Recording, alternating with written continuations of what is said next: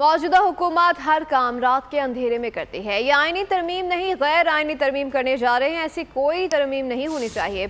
PTI chairman barrister Gauhar के इस्लामाबाद में media से गुफ्तगू, कहा कि मौलाना बड़े मोतबर सियासतदान है। उम्मीद है कि अदलिया के लिए कोशिशें करते रहेंगे। हर पार्लियामेंटेरियन का हक है कि वो अपनी मर्जी के मुताबिक वोट दे। ये अंधेरी में पैदा हुकूमत है, हर काम रात के अंधेरी में करती है।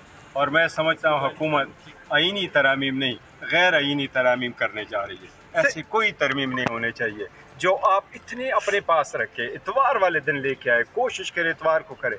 देखो किस चीज़ की पर्दादारी है, किस चीज़ को छुपाना है। क्या आईनी तरमीम आप सिर्फ अदलिया को करने के लिए, अटैक करने के लिए, उसको टारगेट करने के लिए कर रहे हैं? मौलाना आपको ऑन बोर्ड ले रहे हैं ना? मौलाना आपको ऑन बोर्ड ले रहे हैं? लास्ट नाइट बिल्कुल हमारे साथ थे, हमारे साथ उनकी बात हुई और मौलाना साहब बड़े मुदब्बिर सियासतदान है। मुझे उम्मीद है इंशाअल्लाह ताला मौलाना साहब अदलिया के लिए कोशिश करते रहे।